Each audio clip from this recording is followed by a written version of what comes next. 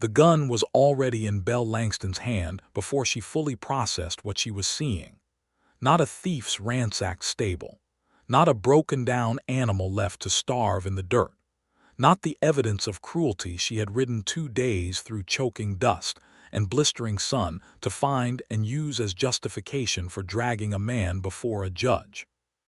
What she found instead, and the sight of it made something complicated and unwanted twist behind her ribs, was Copper, her brother's stolen roan stallion, standing in the cleanest stall she had ever seen west of the Missouri River. His coat gleamed like a new penny. His mane had been combed and braided with a careful hand. His hooves had been freshly trimmed. He was eating oats from a bucket that cost more than most men in this territory spent on their own supper, and the man tending him, tall, lean, with dark hair curling slightly at the collar and hands that moved over the horse with a gentleness that made no sense coming from a horse thief, had not yet heard her step into the barn doorway. "Get away from that animal," Belle said, and her voice was steady in the way a river is steady just before a waterfall. The man went still. He did not reach for the revolver on his hip. He did not spin around with the guilty, frantic movement of a man caught in a crime. He simply set the brush down on the top rail of the stall, exhaled once, and turned to face her with the kind of calm that was either the mark of deep innocence or even deeper experience with danger. His eyes, when they found her, were the color of dark river water, gray-brown and still and difficult to read. "Miss," he said quietly, "I know what this looks like." "It looks like you stole my brother's horse," Belle said. "That is a hanging offense in the New Mexico territory." Something crossed his face, not fear, she noted. Something closer to grief. He looked at Copper and then back at her, and the expression was so unexpectedly human that for one dangerous moment her aim wavered. "Your brother is Cade Langston," he said. It was not a question. The way he said the name, flat, careful, carrying weight, told Belle that whatever was hidden in the history between this man and her brother was not a simple story of a stolen horse. It was a trap, a secret, a wound that had been dressed over but never properly cleaned. And she had ridden straight into the middle of it with nothing but a gun, a mission, and the particular stubbornness that had always been both her greatest strength and her most reliable flaw. "How do you know my brother?" she asked. "That," said Owen Graves, "is going to take considerably longer than a minute to explain." Belle Langston had been riding since before she could properly walk. That was not a figure of speech. Her mother, Evelyn Langston, had lifted a 3-year-old Belle onto the back of an old gray mare named Tuesday in the spring of 1871 and said, "You were born on the frontier, child. You need to learn to move fast." Evelyn had died of fever 6 years later, leaving Belle at 9 years old to run a household for her father, Thomas Langston, and her older brother Cade, who was 13 and already developing the habits of a man who believed the world owed him something. Their father worked a cattle ranch north of Cimarron, New Mexico territory, and by the time Belle was 16, she could rope, brand, read weather in clouds, and shoot a rifle with an accuracy that made the ranch hands uncomfortable in the specific way men get uncomfortable when a woman is better at something than they are. By the time she was 20, she was managing the books, negotiating with suppliers in town, and quietly patching up the financial damage her brother left behind him every time he rode into Cimarron with money to burn and a need to prove something. Cade Langston was 24 in the spring of 1884, and he was, in the private and carefully guarded opinion of his sister, a man of spectacular and consistent poor judgment. He gambled. He drank. He borrowed money and forgot to pay it back. He made promises with the ease of a man who had never once been made to keep one.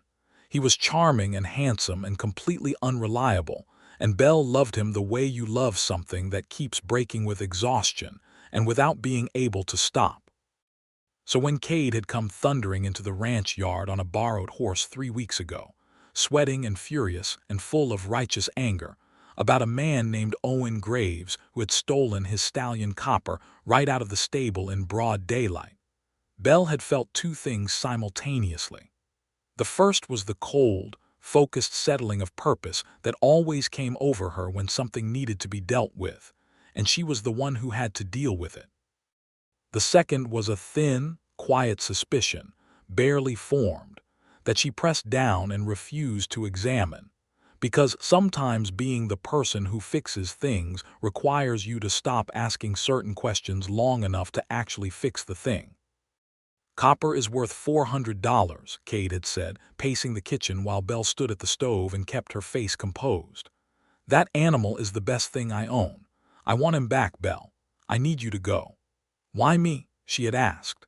"Because," Cade had said, and here his voice had shifted into the particular register it always used when he was about to say something manipulative framed as a compliment, "you're smart and you can handle yourself, and nobody expects trouble from a woman. You can talk him down, or you can bring the sheriff's attention to it if he won't cooperate, but go yourself first. You'll get more information that way." She had looked at her brother for a long moment. "Where is this man supposed to be?" 40 miles south, town called Myra Wells. He runs a horse operation out there, or says he does. Probably a cover for running horses he doesn't own. Belle had packed her saddlebags that night. She had loaded her Colt single-action Army revolver, the one she'd earned through 3 years of savings and 2 weeks of determined practice, and she had ridden south at first light on her own brown mare, Juniper. The ride had taken 2 days. The landscape of the New Mexico Territory in May of 1884 was the kind of beautiful that demanded something from you. A vast, indifferent, ancient kind of beauty that did not care whether you survived it or not. Red rock formations rose from the desert floor like the bones of something enormous. The sky was a color of blue that had no adequate word. The road was not much of a road. Belle had ridden it in silence, eating salt pork and hardtack, sleeping under an open sky that felt enormous and slightly hostile, thinking about Copper and Cade and the particular shape of the trouble she was riding into. She had arrived in Myra Wells in the early afternoon of the second day. A small, sun-beaten town of perhaps 300 souls, a general store, 2 saloons, a church with a crooked steeple, and an optimism about its own future that the surrounding desert did not appear to share.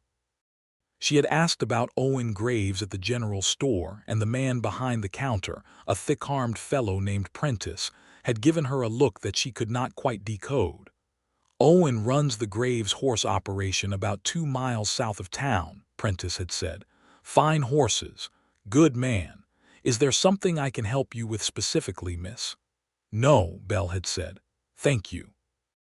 And she had ridden those 2 miles south with her hand near her gun and her mind, already framing the conversation she intended to have direct, firm, legally grounded. And she had come around the last curve in the road and seen the operation for the first time, and felt her careful framing begin to come apart. It was not the operation of a thief. The fencing was solid and well-maintained. The paddocks were large and clean. There were 8 or 10 horses visible from the road, all of them in good condition, moving freely. The barn was old but carefully kept, its boards whitewashed sometime recently. There was a house attached modest, with a porch that had a rocking chair on it, and a vegetable garden to one side that suggested someone had every intention of staying a long time. She had gone to the barn first because she needed to confirm the horse was there before she confronted anyone. And she had found Copper and the man tending him, and the scene that had sent her hand to her revolver and brought her to this moment. Owen Graves was 28 years old. She would learn this later, along with a great many other things, but in that first moment what she registered was the quality of his stillness. Most men, when a gun was pointed at them, became either dangerous or desperate. This man became simply quiet in the way that a deep body of water is quiet, not empty, but holding everything beneath the surface. "You said you knew my brother," Belle said. She had not lowered the gun. "I'm listening." "You should put that down first," Owen said. "Not because you'll need to. I'm not going to do anything, but because you look like a woman who makes better decisions when she's not holding a weapon." "That," Belle said, is a remarkably foolish assumption about a woman you've known for approximately 40 seconds. The corner of his mouth moved, not quite a smile, something more complicated. Fair point, keep it up then. But will you listen? I said I'm listening. Owen leaned back against the stall post and folded his arms slowly, deliberately, keeping his hands visible, which she noted and appreciated even if she would not say so. He looked at Copper once more and then back at her. Your brother Cade owed me money, he said. Real money, not a card game debt. I don't gamble. He came to me 8 months ago looking to buy breeding stock. I sold him 2 mares, good bloodlines, New Mexico registered. He paid me half the agreed price and promised the rest within 60 days. That was November of last year. Belle waited. By February, he'd sent 1 letter saying he was having a difficult season and would pay in the spring. By April, he'd stopped sending letters. I rode to Cimarron to discuss it in person, and he told me to my face that the deal was a verbal agreement and he didn't owe me a written contract's worth of obligation. Owen paused. I was owed $200, Miss Langston. I had a bad winter. I needed that money. The quiet in the barn was enormous. Copper shifted his weight in the stall, a soft sound of hooves on straw. So you took his horse, Belle said. I took collateral, Owen said. There's a difference in my mind, though I'll grant you the law may not see it that way. I took him because he's worth more than $200 and because I intended to hold him until your brother settled his debt. I never intended to keep him permanently. I have papers on the 2 mares he bought.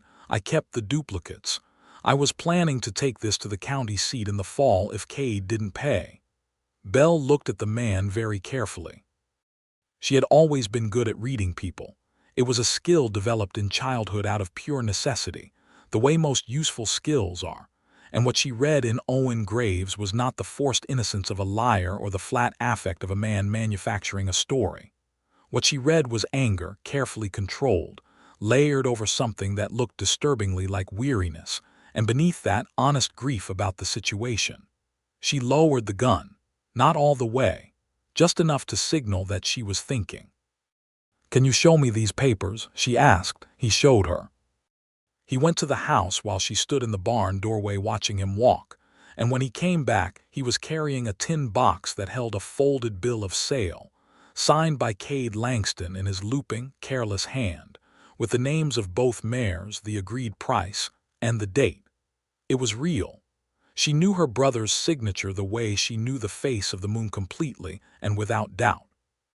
Belle stood in the golden afternoon light of the barn and held the paper, and understood that the story she had ridden 2 days to resolve was not the story she had been told. He sent me here, she said slowly, without telling me any of this. That doesn't surprise me, Owen said, and the flatness of his tone was not cruel, but it was completely honest. Belle looked up at him. Why not? Because if he'd told you the full story, you might not have come, or you'd have come with different questions. He needed someone he trusted to retrieve the horse so he could avoid the debt entirely. Owen met her gaze steadily. I'm sorry that he put you in this position. That wasn't right.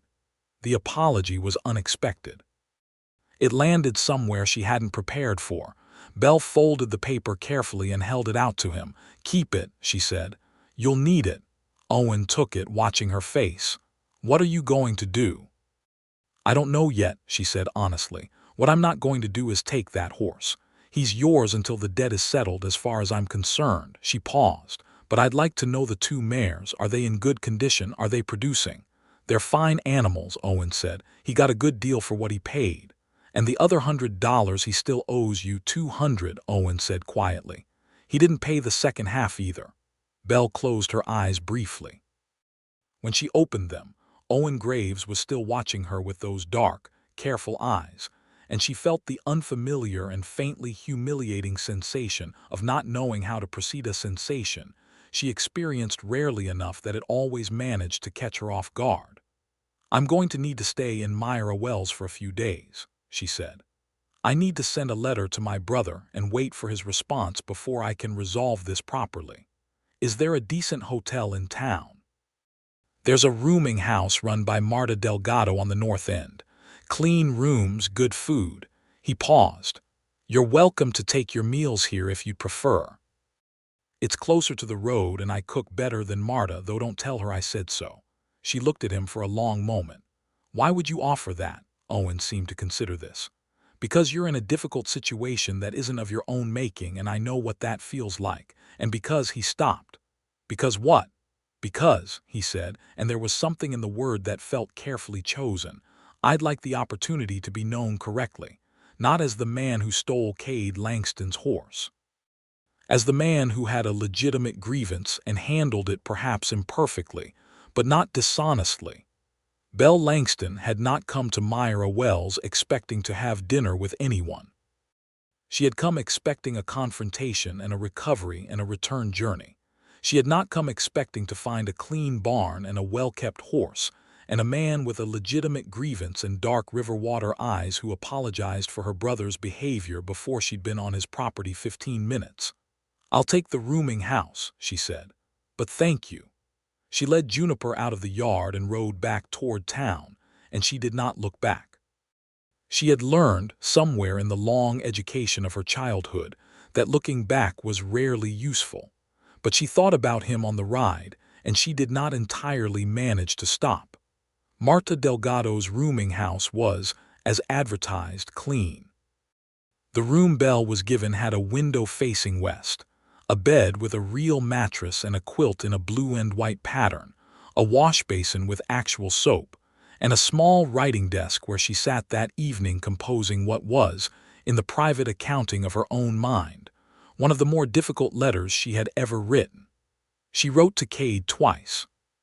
The first draft contained everything she actually wanted to say, which was a great deal about deception, about the betrayal of her trust, about the specific and exhausting pattern of his behavior that required her to clean up after him again and again like a woman, following a careless man through a house he refused to stop breaking things in. She read it back, felt the righteous satisfaction of it, and then set it aside. The second letter was shorter and more strategic. It told Cade what she had found, stated that the horse would not be returning until the debt was settled, and gave him 3 options. Send the money to Owen Graves by wire, come to Myra Wells himself to negotiate, or expect her to provide Owen's papers to the county sheriff, and let the law sort out who owed what to whom. She sealed it, addressed it, and paid the boy at the general store to put it on the morning stage. Then she had nothing to do but wait, and waiting had never been something Belle Langston was built for. She spent the first day walking the town. Myra Wells was small but not ungracious. It had the particular character of a place that had survived some difficult years and settled into a cautious, earned stability. The church, she learned, had been built in 1879.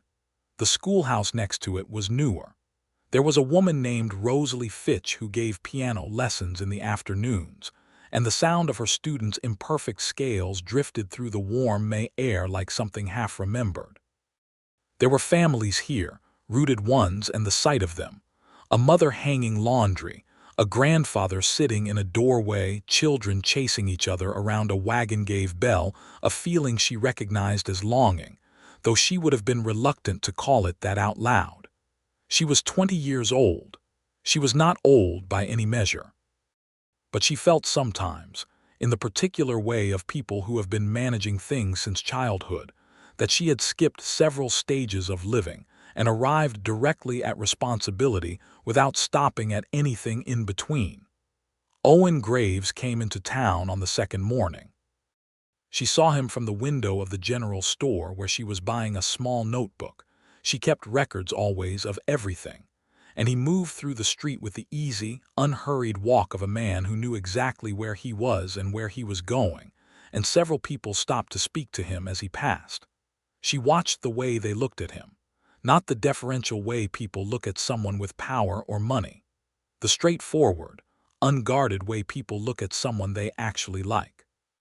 Prentice at the general store saw her watching. "He's a good man," Prentice said, without being asked. "Helped half the families in this town through the drought 2 winters back. Brought feed out no charge. Let 3 families water their livestock at his well when the creek was dry. He doesn't talk about it, he just does things. Belle looked at Prentice. Does he have family here? No family, Prentice said. Came here from Kansas, about 4 years ago. Some trouble back there, I think. He doesn't say and nobody asks, which is the polite way to handle it in a small town. He set her notebook on the counter. He's not a man with dark secrets, if that's what you're wondering. He's a man who had a hard road and chose to stop and build something here instead of keep running. There's a difference. Belle paid for the notebook and thanked him and went out into the sun. She ran into Owen an hour later at the far end of the main street, near the place where the road curved south toward his operation. He was leading a young chestnut horse that was being fractious about the whole enterprise, and he was talking to it in a low, patient voice that was having precisely the effect you would expect from a low, patient voice directed at a frightened young animal, which was to say, gradual and visible progress. He looked up when he heard her footsteps and the chestnut snorted and pulled sideways and Owen let it move, keeping the line loose, never fighting it. "Miss Langston," he said. "Mr. Graves," she replied. She watched the horse for a moment. "What did you name him?" Owen glanced at the chestnut with something that was definitely amusement. He came with a name. His previous owner called him Disaster, which is either extremely accurate or a self-fulfilling prophecy. "Which do you think?" "I think names matter," Owen said. "I've been calling him August. He's responding to it." "August," Belle said, trying it. The chestnut flicked an ear in her direction. "When was he born?" "March." "But he needs to be something steady and forward-looking, not defined by his beginning." The words were about the horse. Belle was fairly certain they were also not entirely about the horse. She looked at Owen and found him looking at her with an expression that was careful and open at once, in the way of a man who has learned to be guarded but is choosing deliberately not to be right now. "I sent the letter to my brother," she said. "I expected you would. He'll respond within the week. I intend to stay until he does." "I know." He shifted his grip on August's lead. "Would you like to see the rest of the operation, since you're going to be here and you came this far?" She wanted to say no. The wanting to say no was itself informative, in the way that strong resistance to something is always informative. It usually means the thing has the potential to matter, and mattering was currently not part of her plan. "Yes," she said. "I would." She walked back with him to the Graves horse operation and he showed her everything. The paddocks, the breeding records he kept in a leather-bound journal that was so meticulous it made her own careful ledgers feel slightly amateur. The training methods he used patient, firm, communication-based, in a tradition she recognized as influenced by the older Californio horsemanship that was being practiced less and less as the territory changed. He knew horses the way she knew numbers, instinctively, completely in a language that did not require translation. "Where did you learn this?" she asked. They were leaning on the paddock fence, watching August move in circles at the end of a long line, his earlier frenzy settled into something more purposeful. The afternoon light was doing something extraordinary to everything it touched. "From a man named Joaquin Vega," Owen said. "He worked on a ranch in southern Kansas. He was from Sonora originally. He had a way with horses that I've never seen matched before or since. He taught me everything I know about reading an animal's intention." "What happened to him?" Owen was quiet for a moment. "He was killed in '79, a land dispute. 3 men decided his ranch was on ground they wanted." His voice was level, but Belle heard what was underneath it, the old, controlled anger of someone who has learned that feeling it again accomplishes nothing. He had no legal protection. The law in that county was not particularly interested in protecting anyone who wasn't Anglo. He paused. "I testified on his behalf in the inquiry. It didn't help much." "But I testified." Belle thought about what Prentice had said, some trouble back there. She thought about a young man testifying in a Kansas county on behalf of a murdered friend, and what that might cost in a territory where justice moved slowly and vengeance moved faster. She thought about the 4-year-old fences here and the fresh whitewash on the barn, and the rooted, deliberate quality of everything Owen Graves had built, and understood it differently than she had an hour ago. "That's why you came south," she said. There wasn't much left for me in Kansas after that, Owen said. And this was good country, good land for horses. He looked at her sideways. Not everyone comes somewhere because they're running from something. Sometimes you're just looking for the right place to put down roots. I was born with my roots already in the ground, Belle said. I never had to look. That's a gift, he said quietly. She looked at him. He was not performing the statement, not trying to seem thoughtful or interesting. He meant it plainly and completely, the way he seemed to mean most things, and the plainness of it was more affecting than any carefully constructed sentiment would have been. The week she waited for Cade's response was the longest and most unexpectedly interesting week Belle Langston had spent in recent memory. She established a routine without quite deciding to. Mornings at the rooming house, writing letters and updating her records, occasionally helping Marta Delgado with some minor accounting issue the woman asked about with touching, self-deprecating humor. Afternoons, and this was the part she had not planned on, at the Graves operation, because Owen had asked her opinion about a breeding decision he was considering, and she had given it and he had listened, genuinely listened, and asked follow-up questions. And before she understood what was happening, she had become a daily presence in the paddocks and the barn. She learned things about him gradually, the way you learn the landscape of a new territory by moving through it, not by being handed a map. He was from a small town in western Kansas called Holt, the son of a blacksmith father and a schoolteacher mother. He had 2 sisters, both married, one still in Kansas and one in Colorado. He read when he had time. She noticed the small shelf of books in his house when he invited her in for coffee on the 3rd day. A worn Bible, a translation of Homer, a natural history of the Southwest, 2 novels. He had learned some Spanish from Joaquin Vega and used it unconsciously, in the way of a person who has absorbed a language rather than studied it. He was 28 and had never been married, and unlike some unmarried men she'd encountered, he did not seem to be missing anything. He seemed simply to have not yet found the specific thing he was waiting for. She was aware, in a way that she cataloged and assessed and tried to keep clinical, that she found him attractive. This was not complicated. He was tall and well-built in the specific way of men who work physically, with broad shoulders and hands that were capable and scarred in interesting ways. And his face, while not conventionally beautiful, was the kind of face that improved dramatically upon prolonged examination, which was itself a quality she found interesting in people. What was less clinical and therefore more concerning was the way she found herself thinking about the things he said after she had left for the day, turning them over, examining them from different angles, the way you examine a stone you found that might be ordinary or might be something worth keeping. On the 4th day she asked him directly about Cade, not about the debts she had already cataloged that, but about the encounter in Cimarron when he had gone to collect. He looked me in the face, Owen said.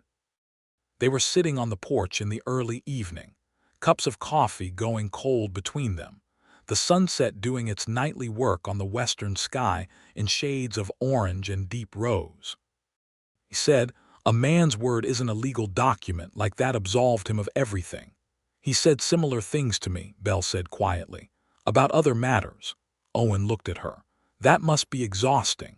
It is, she said, and the simplicity of saying it out loud to someone who would simply accept it without requiring her to elaborate or excuse or contextualize was so unexpectedly relieving that she had to look away for a moment. "You came down here to help him," Owen said.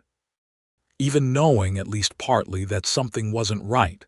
I didn't know, I suspected, but you came anyway." She thought about how to say it. "He's my brother. And I've been cleaning up after him for most of my life because nobody else was going to. My father did his best, but he didn't see clearly when it came to Cade.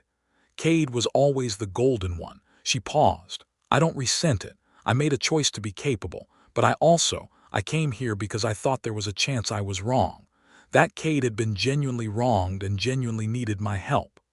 And instead you found a legitimate grievance and a well-kept horse," Owen said.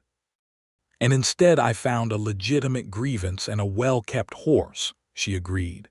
The silence between them was the comfortable kind, which was itself something. Comfortable silence between people who have only known each other 4 days is either a very good sign or a warning of some kind, and Belle had not yet decided which. "Can I ask you something?" Owen said. "You can ask. Do you want to go back?" She looked at him. "To Cimarron?" "Yes, to managing your father's ranch and managing your brother's mistakes and managing everything that comes across your desk because you're the only one competent enough to do it." He said this without judgment, as a genuine question, not a critique. "Is that what you want, or is it just what you do?" Nobody had asked her that before. Not her father, not Cade, not any of the ranch hands or suppliers or neighbors who relied on her competence and took it for granted the way you take for granted the sun rising. The question sat in the evening air between them, and she felt something shift in her chest, something that had been locked for a long time, as if the question itself were a key she hadn't known she needed. "I don't know," she said honestly. "I've never spent very much time asking myself that." Owen nodded slowly. "Maybe it's worth asking." Cade's letter arrived on the 6th day. Belle read it in the small room at the rooming house with the window open and the sounds of Myra Wells coming in on the warm air.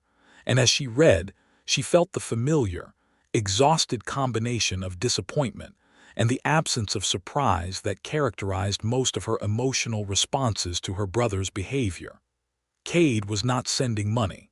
Cade was not coming to Myra Wells. Cade had written 3 pages, in his expansive, self-justifying prose, explaining why the entire situation was Owen Graves's fault for being inflexible about terms, why Cade's delay in payment was entirely understandable given the difficult cattle market, and why Belle, as a loyal sister, should retrieve the horse and bring it home so that Cade could arrange to address the financial matter at a later date that he had not specified. At the bottom of the 3rd page, almost as an afterthought, he had written, "You know how I need that horse, Belle. He's the best thing I own. Don't let some stranger keep what's mine." Belle set the letter down on the desk and sat with it for a long moment.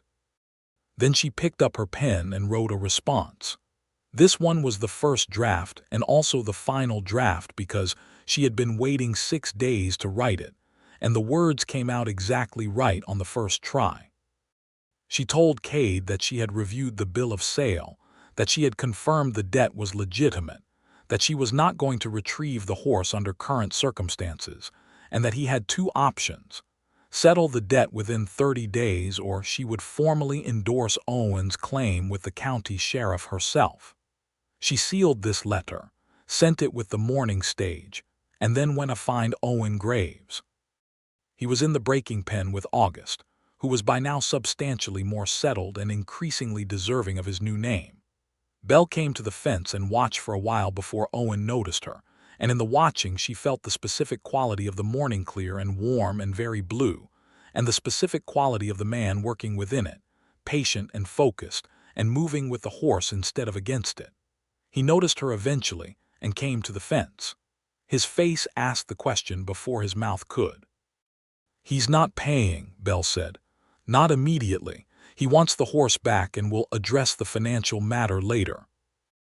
Owen's expression did not change much, but his jaw set slightly. "I see.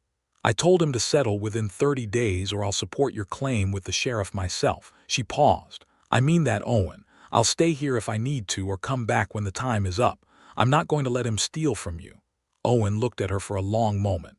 Something moved in his expression, something deeper than the surface-level response to news about a debt.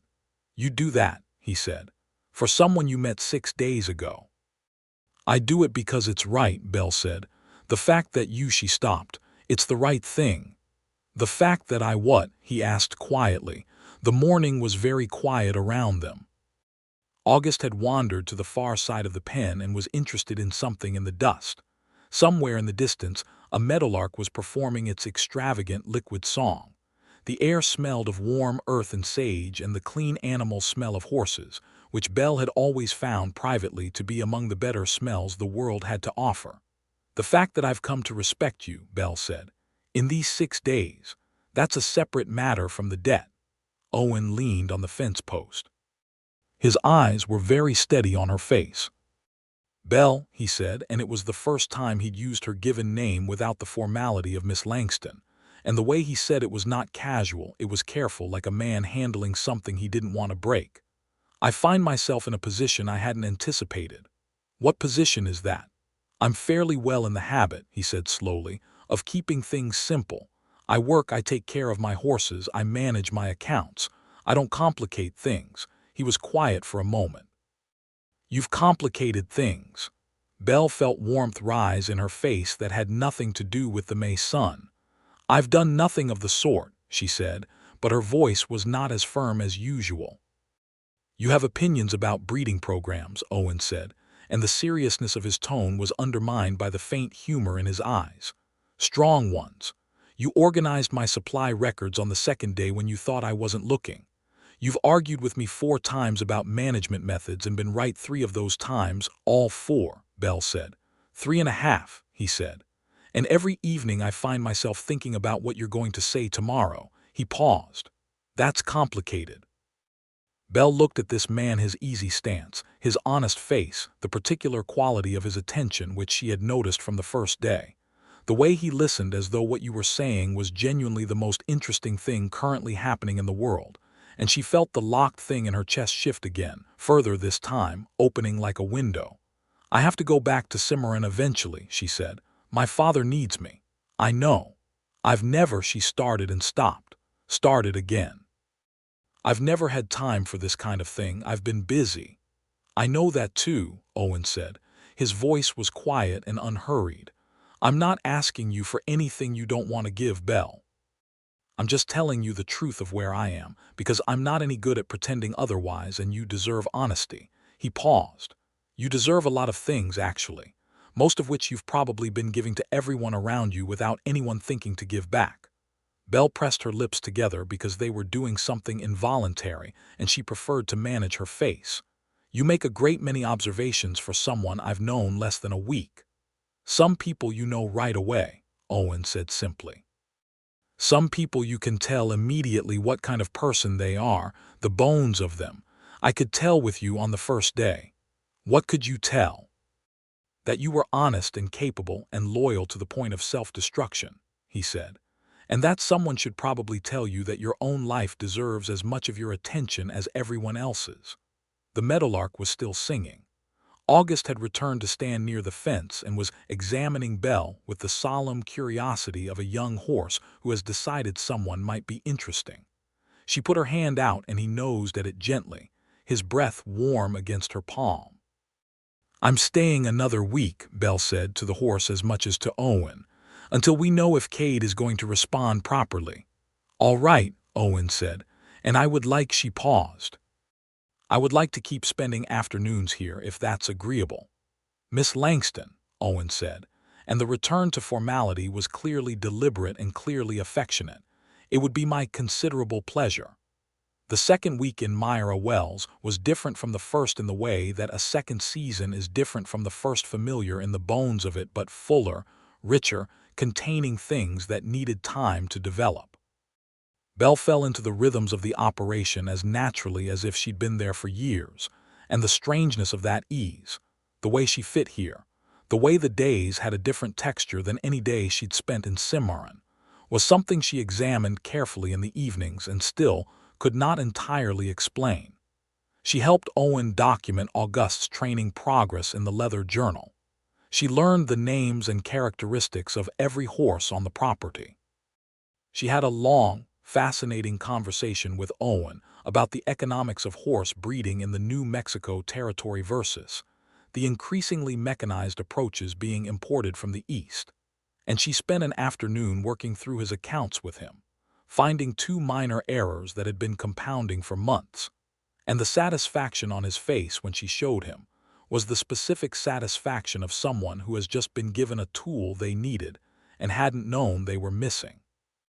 They talked about everything, history, practical and personal. The direction of the territory New Mexico had been trying to achieve statehood for years, and the politics of it were complicated and often discouraging. tied up in questions of language and culture, and power that both of them felt acutely from different angles. Owen told her about a conversation he'd had with a Navajo man named Thomas Runningwaiter, who brought horses to sell twice a year, and who had, in Owen's opinion, a more sophisticated understanding of what the land could sustainably support than any of the Anglo ranchers he'd dealt with. Belle told him about a Pueblo woman named Maria who had worked for her father when Belle was a child, and who had taught Belle the Spanish words for a dozen different weather patterns, and how useful that knowledge had been in the years since. They talked about what justice looked like in a place where the law was young and inconsistently applied. They talked about what it meant to build something of your own, from the ground up, with your own hands. They talked about loneliness once briefly and obliquely, during a thunderstorm that pinned them both on the porch for an hour. She had been caught there on her way back to town, and Owen had produced coffee, and they had sat listening to the rain hammer the dry earth and the lightning write itself across the sky. "Do you get lonely here?" she asked. "Yes," Owen said, without hesitation or qualification. "Anyone who says otherwise is either lying or not paying attention to themselves." "What do you do about it?" "Work," he said, "which is effective up to a point." He looked at the rain. "I've been thinking for a while that the point is coming." Belle held her coffee cup in both hands and let the warmth of that statement be what it was, without trying to classify or contain it. On the 9th day, she went with him to the county seat, a larger town called Salina Springs, 12 miles east, because he had a horse to register, and she had a letter to send to her father explaining that her return was delayed. The ride there and back was the best part of the whole second week. 5 hours altogether in the saddle, through country that was spectacular in the particular way of the New Mexico desert in May, when the wildflowers bloom in colors so determined and so brief that you feel obligated to pay attention to them. They talked for most of the 12 miles in each direction, and when they weren't talking, the silence was the same comfortable kind it had been from early on, and Belle thought about that, about how much of what constituted a good life was simply the quality of the silence you could share with someone. Owen told her on the ride back about what he wanted.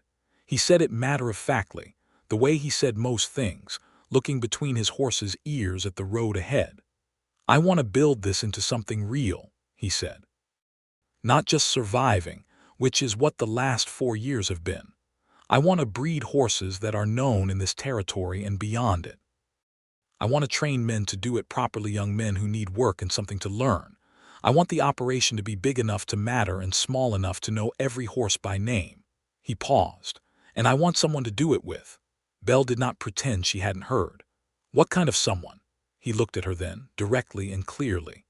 "The kind who argues about breeding programs and reorganizes my supply records and rides like she was born to it, and is honest all the way down to the bone." Belle felt the warmth in her face again and did not fight it this time. "That's a very specific description." "I'm a specific person," Owen said. They rode for another mile in silence. The late afternoon was turning the land gold.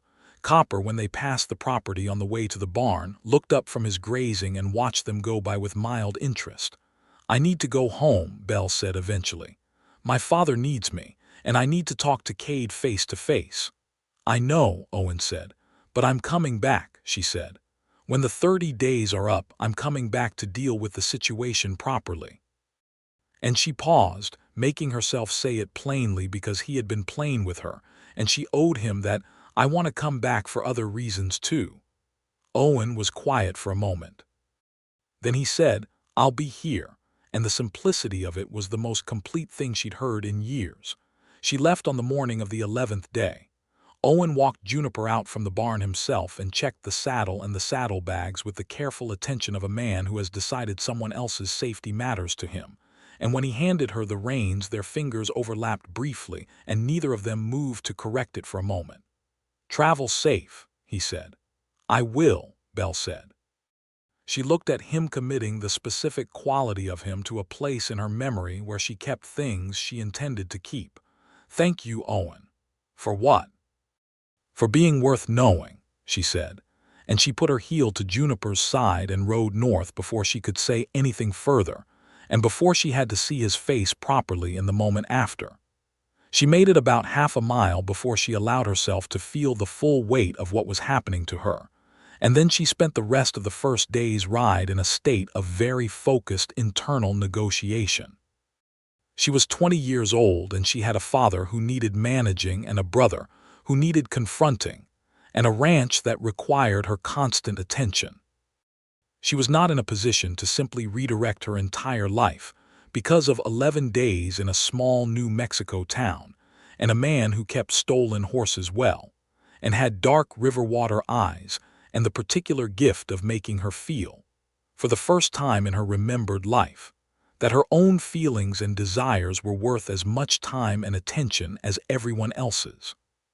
She was also not, if she was being honest with herself, and she was always honest with herself, it was one of her better and more inconvenient qualities, in a position to pretend that what had happened was nothing, that it was just an interesting interlude, that she was going back to Cimarron and picking up her ledger and her routine and the comforting architecture of other people's needs, and not thinking about Owen Graves every single day, because she was already thinking about him.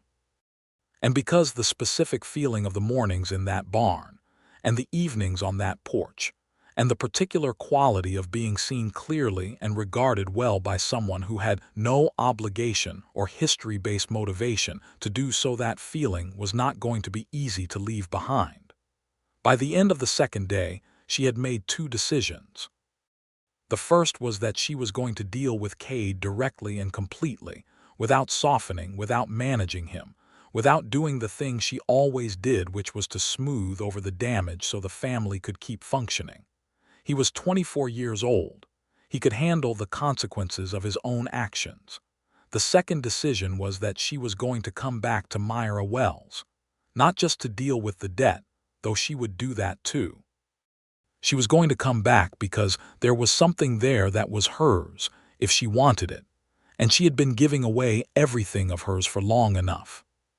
Cimarron was the same as she'd left it, the same heat, the same dust, the same comfortable familiarity of home that she loved and found slightly suffocating in the way of most things you've never been able to see from a distance.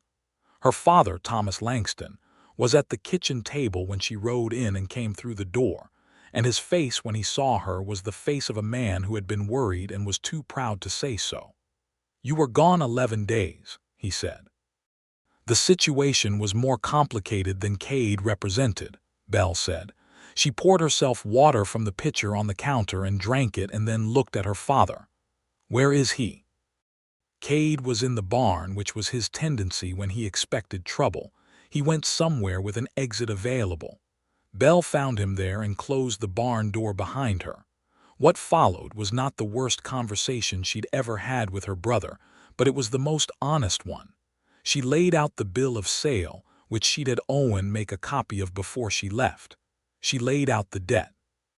She told Cade that she had reviewed everything and that his actions were indefensible, not just financially but morally, because he had deceived her and sent her into a situation blind and used her trust as a tool for his own avoidance. Cade argued. He justified. He deployed several of the techniques he'd been using on her since childhood: the wounded look, the appeal to family loyalty, the suggestion that she was being unreasonably harsh. And Belle, for what she believed was the first time in their shared lives, did not move. She stood in the same place and said the same things and did not soften or redirect or find a way to make it easier for him, because easier was not what either of them needed right now. "You're going to send Owen Graves $200, she said. "By wire within 30 days, I will check.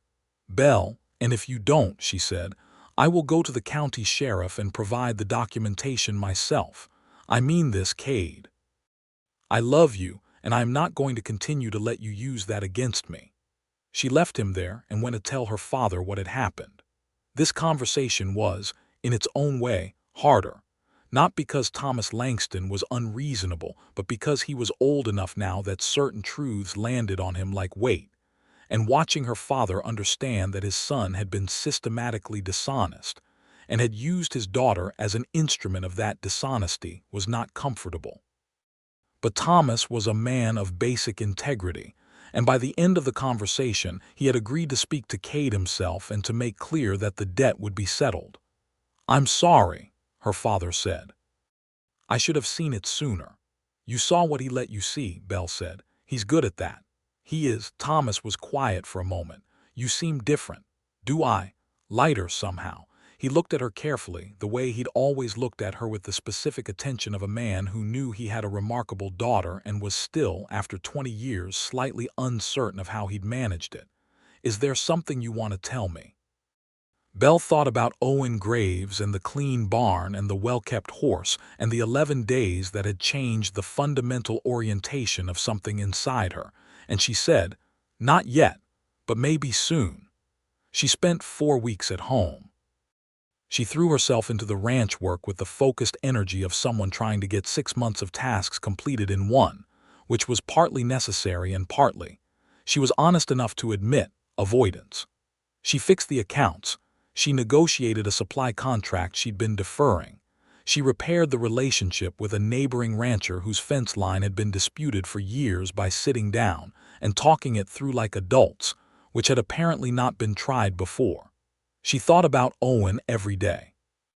She wrote him one letter, careful, brief, professional in its framing, telling him that the matter with Cade appeared to be resolving, and that she expected he would receive the wire transfer within 30 days, and that she intended to return to Myra Wells to confirm the matter was settled. The letter's professional framing did not entirely conceal its other content, which was simply that she had wanted to write to him, and this was the legitimate reason she had available. He wrote back within 2 weeks, which was fast for a letter from 40 miles south.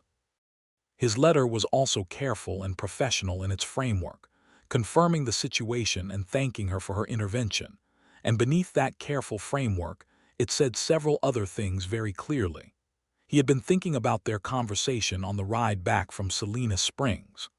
August was progressing well and deserved some credit. He had reorganized his supply records further based on the system she had shown him, and it was working better than his previous method. He hoped the road home had treated her well. He found himself, he wrote in the letter's final paragraph, looking at the porch chair she had occupied and thinking it had looked better with someone in it. Belle read this paragraph approximately 8 times and then folded the letter and put it in the small tin box where she kept things she intended to keep. On the 35th day after her return, 5 days past the deadline she'd given Cade, because she had learned not to expect him to be exactly on time even when he was intending to comply, the wire transfer confirmation came. Owen Graves had received $200. Cade had paid. Belle was packed and on the road south by the following morning. The ride back to Myra Wells was different from the ride there. Everything was the same: the road, the land, the big blue sky, the red rock formations, but she rode it differently. Toward something instead of toward a task, with the specific warm anticipation of a person returning to something that belongs to them, even if the belonging is still new and still being established.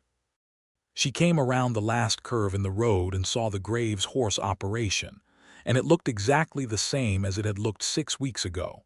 The clean fences, the paddocks, the whitewashed barn, the house with the porch. And she felt, seeing it again, the particular sensation of recognition that is different from familiarity. Not just knowing a place but finding one. Owen was in the paddock with August, who had grown noticeably, and was conducting himself with considerably more maturity than his first weeks had suggested possible. Owen saw her before she got through the gate, and he came to the fence. He looked exactly as she remembered, which she had not quite believed he would, because memory tends to do things to faces it particularly wants to keep, soften them, alter them, make them more or less than they were. He was exactly as he'd been. And the expression on his face when he saw her was simple and unguarded and very clear. "You came back," he said. "I said I would," Belle replied. "You did," he agreed. They stood there for a moment on either side of the paddock fence, while August watched them with the alert interest of a horse who has learned that humans in this proximity to each other tend to produce interesting developments. "The wire came through," Owen said. "I know, that's why I'm here." She paused. "That's one of the reasons." Owen opened the paddock gate and came through it, and he was standing closer than the fence rail had allowed, and the morning was very clear and the light was very good. "I've been thinking," Belle said, "about what you said on the ride back from Salinas Springs." "Which part?" "The part about wanting someone to do it with." Owen was very still. "What about it?" "I've been thinking," Belle said carefully, "that I would like to discuss that further, in depth, with full acknowledgement that I have a father in Cimarron who needs consideration and a ranch that requires management, and that none of that changes quickly or easily." She met his eyes. "But also with acknowledgement that I have spent 6 weeks thinking about this every single day, and have arrived at the conclusion that it would be," she paused, "an extraordinary waste not to pursue it." Owen reached out and took her hand carefully, as if she might withdraw it, and she did not. His hand was warm and work-roughened and familiar in a way that made no logical sense for someone she'd known for a total of 11 days plus now. "I'm not a complicated man," Owen said. "I know what I want when I see it. I've known since the first day." He looked at her. "I want to know you, Belle Langston, properly, for a long time. Whatever that looks like, given everything you've just said, I want it." Belle looked at their joined hands and then up at his face, and felt the thing in her chest that had been locked for most of her life open completely, finally, like a door that has been stuck for years and simply needed the right key applied with patience. "Then let's start there," she said. What followed was not a courtship in the conventional sense. There was no formal calling, no chaperoned parlor visits, no careful observance of the ritual distance that society typically prescribed between unmarried men and women in 1884. What followed was something more direct, and in Belle's private accounting, more honest. Two people choosing each other in clear sight of the full truth of who they were. She stayed 3 weeks this time. She slept at Marta Delgado's rooming house and spent her days at the Graves operation, and nobody in Myra Wells seemed particularly troubled by this arrangement, which said something good about the town's basic character. Marta gave her an approving look across the breakfast table on the second morning that communicated a great deal in a small space. Prentice at the general store asked her cheerfully if she was planning to stay, with the specific tone of someone who very much hoped the answer was yes. Owen showed her everything he'd been building with new depth and detail. The long-term plan for the operation, the financial projections, the training program he was developing for 2 young men from town, the specific way he'd been managing the land in concert with the seasonal water patterns rather than against them. She contributed. Her financial mind found things his had missed, not through any deficiency in his intelligence, but simply because they thought differently, and the differences were productive.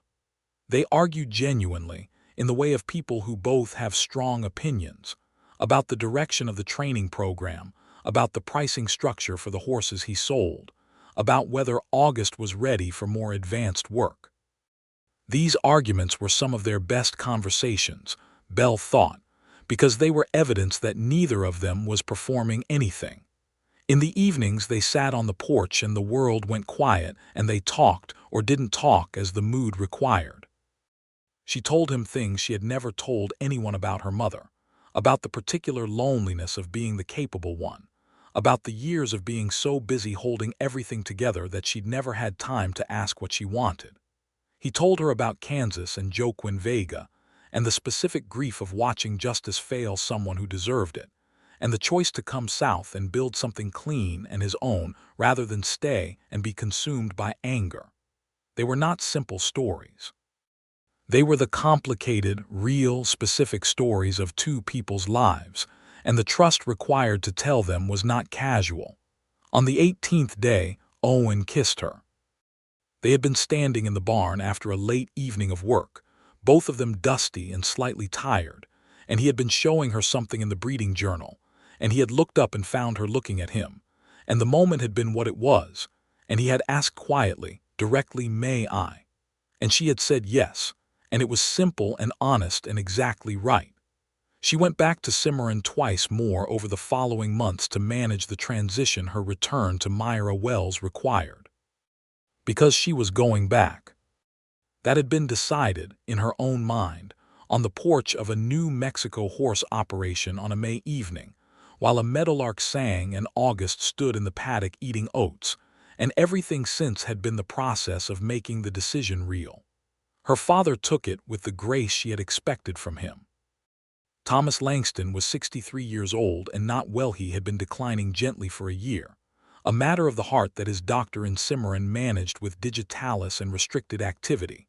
And when Belle told him about Owen, about Myra Wells, about the specific quality of the life she saw there, and the specific quality of the man she had found in it, Thomas had looked at her for a long time with those careful eyes and said, "I raised you to be a woman of good judgment. I trust your judgment." "I'll make sure you're cared for, Pa," she said. "I'll arrange, you'll live your life," Thomas said firmly. "I have Cade. I have the Hendersons next door who have been good neighbors for 20 years. I have Dr. Marsh." He reached across the table and covered her hand with his old, weathered one. "You've been taking care of this family since you were 9 years old. It's time someone took care of you." Cade was harder. Not because he objected to Belle's departure in a principled way, but because losing Belle's constant management of the ranch's practicalities was going to require him to actually manage those practicalities himself, and this was not a prospect he relished. They had several difficult conversations. Belle did not soften them. She trained him methodically in every system she had established over the years, the accounts, the supplier relationships, the seasonal schedules, and she told him plainly that he was capable of this if he chose to apply himself, and that the choice was genuinely his. On her last night in Cimarron, Cade came to her room and stood in the doorway looking younger than 24 and said, "I'm sorry, Belle, for what I did, sending you down there without the whole story." Belle looked at her brother. She thought about all the ways she could respond to this. The long accounting of accumulated frustrations, the documented history of managed disappointments.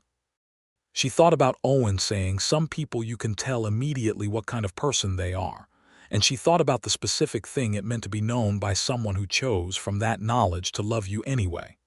"I know you are," she said, "and I believe you mean it. Don't make me regret that." Cade, to his credit, nodded without argument.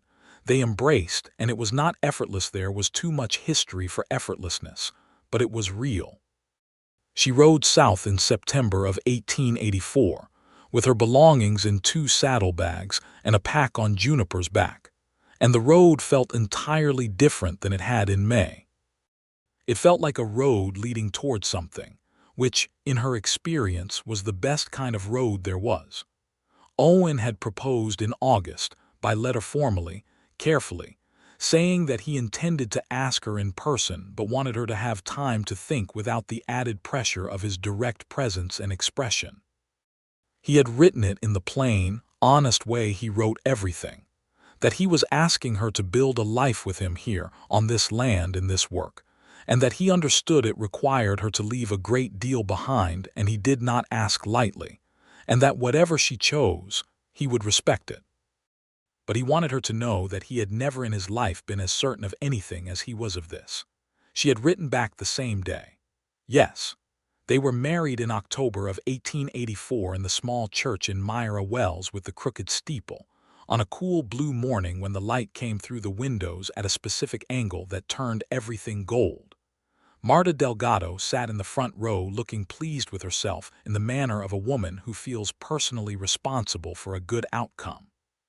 Prentice was there, and the 2 young men from Owen's training program, and a dozen families from the town who had come to regard Belle, in the months of her extended stays, as someone who belonged here. Owen's sister from Colorado had ridden down and was standing beside him in the kind of quiet, approving way that says everything about what a person's family feels about their choice. Thomas Langston could not travel. His health had declined further in the autumn, but he had sent a letter that Cade brought in person, which was itself a gesture that cost Cade something, because it required him to stand in the church and watch his sister marry a man he had wronged and do it graciously. He managed it. Belle noted that and was grateful for it.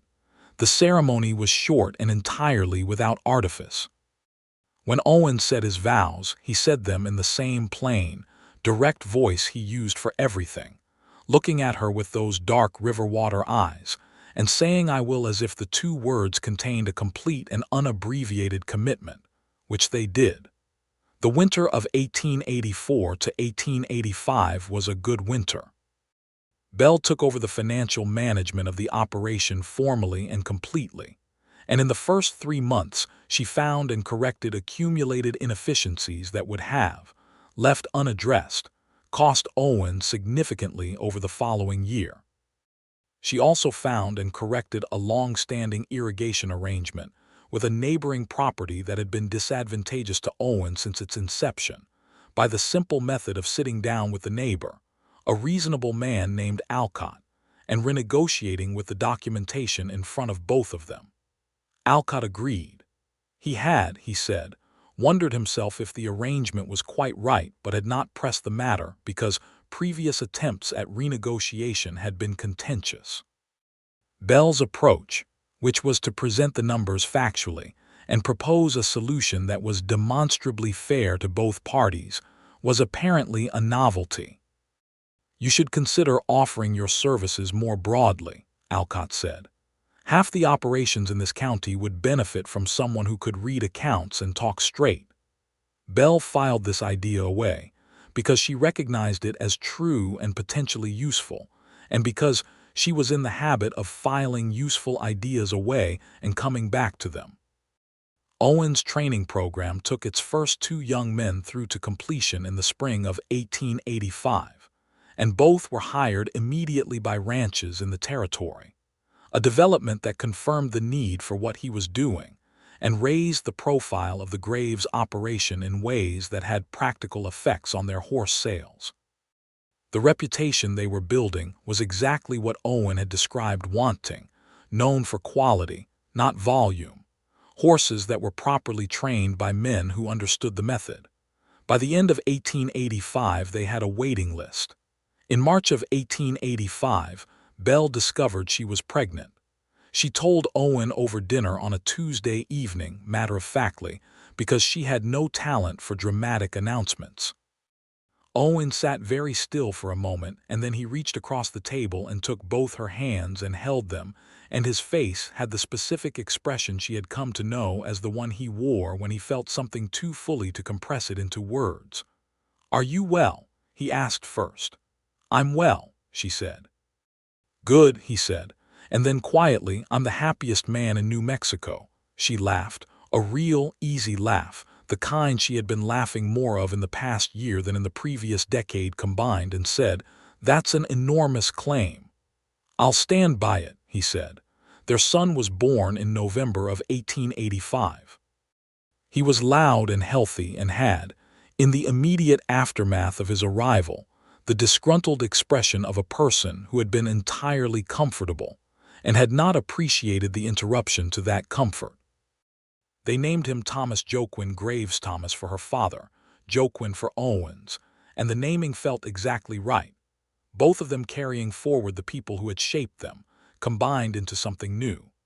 Thomas Langston heard the baby's name in a letter Belle sent south within the week, and his response arrived 3 weeks later, written in his increasingly unsteady hand, full of a joy she could read between every line. He passed away in February of 1886, quietly in his sleep, in the house he'd lived in for 30 years. Cade sent word immediately, and Belle made the journey north to see to the arrangements. With Thomas Joaquin strapped to her back in the way, she'd learned from Maria Reyes in town, who had 4 children and strong opinions about practical solutions. The grief was real. Thomas Langston had been, in his better moments, a good father-loving, fundamentally honest, respectful of his daughter's intelligence in a way that had not been universal among men of his time and place. She stood at the graveside in the Cimarron Cemetery in the cold February light, and felt the loss as a full, clear weight, and she did not try to compress it or manage it into something smaller. Owen had ridden north with her. He stood beside her at the graveside, and afterward he held her while she sat on the edge of her childhood bed in the room where she had grown up, that small room with its west-facing window, and let herself be held without requirement or reservation, which was something she was still learning to do, and would, she suspected, continue to learn for a long time. Cade surprised her. In the months following Thomas's death, he applied himself to the ranch with a seriousness she had not previously seen in him, and when she and Owen returned to Myra Wells, and she received his first monthly letter, he had agreed to write monthly letters accounting for the operation's status.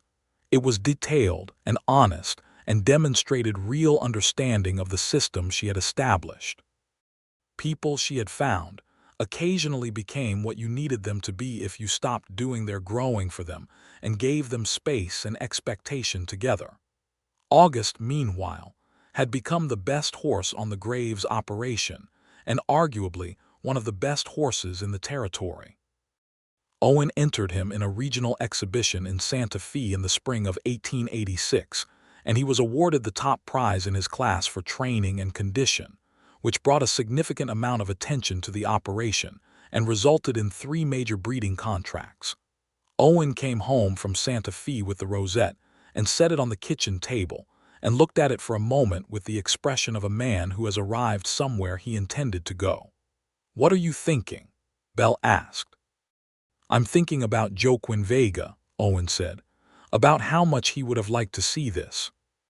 Belle came and stood beside him with Thomas Joaquin on her hip chewing thoughtfully on a piece of bread, and she put her free arm around Owen's waist and leaned into him. "Tell Thomas about him," she said. "When he's old enough, tell him who taught you." Owen looked at her. "I will," he said, "every word of it." The town of Myra Wells grew over the following years as the territory continued its slow, complicated journey toward statehood. New families came. The school expanded. Rosalie Fitch's piano school now occupied its own building. There was a proper post office and a new church. The old one with the crooked steeple had been repaired, its steeple straightened at last, a project that the whole town had undertaken collectively on a Saturday in the spring of 1887, and which had been followed by a communal meal that Belle had organized with the characteristic efficiency that had by now become one of her known contributions to the community's life. She had, in fact, taken Alcott's suggestion seriously. By 1887, she was providing informal accounting and business consultation to 6 operations in the area around Myra Wells and 2 in the county seat, charging modestly and delivering results. It was not the same as managing the Langston Ranch. It was both smaller and, in certain ways, larger, because it was entirely her own, conceived and built by her own judgment, owing nothing to inheritance or family obligation. She told Owen about it when she had the first 2 clients, not asking permission but sharing the news because sharing news with him was one of the genuine pleasures of her daily life. He had looked at her across the supper table with that expression, the one that communicated something too fully to compress into words, and said, "Of course you did." "Is that 'of course you did, this is a wonderful thing,' or 'of course you did, I should not be surprised by anything you do?" she asked. "Both," he said, "always both." In the summer of 1887, they discovered Belle was pregnant again.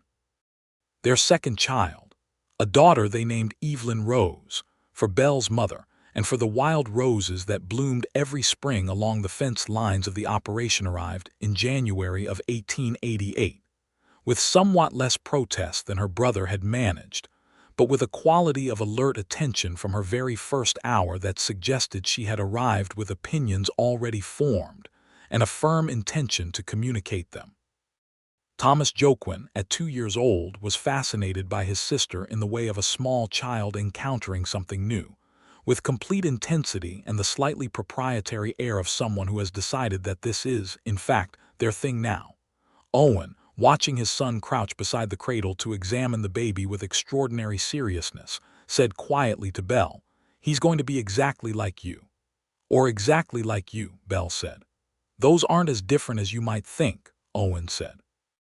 She looked at her husband, at this man she had found at the end of a 40-mile road with a gun in her hand and a mission to retrieve a stolen horse, this man who had been worth finding in every sense that mattered, and felt the full, clean, uncomplicated weight of what her life had become, which was so different from what it had been that the distance between the two was difficult to measure.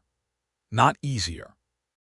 Her life had never been easy, and she did not particularly expect that to change, and did not, in her most honest accounting, think she would want it to. Easy was not the same as good.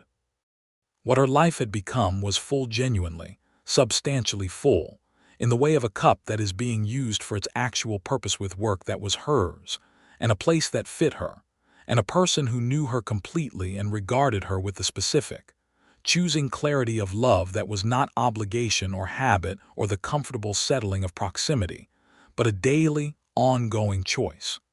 It was the spring of 1888. Thomas Joquin had learned to ride Owen, had put him on a small, reliable gray pony named Nickel, and stood in the paddock talking him through it with the same patient voice he used for young horses. And the boy had taken to it immediately, naturally, with the instinct of someone for whom this was simply the correct thing to be doing. And Belle had stood at the paddock fence watching, and felt the specific emotion that has no single word, that is part joy and part ache, and part the recognition of continuity, of something passing forward in time through the people you love. Copper still lived on the property. Once the debt had been settled and Belle had made clear that the horse was staying until that happened, the question of his return to Cimarron had become gradually moot. Cade had written, the following spring, to say that he had acquired another horse for working purposes and had, if Belle was willing to negotiate it, no objection to Copper remaining where he was if Owen wished to keep him. Owen had offered a fair price. Cade had accepted it. Copper was theirs.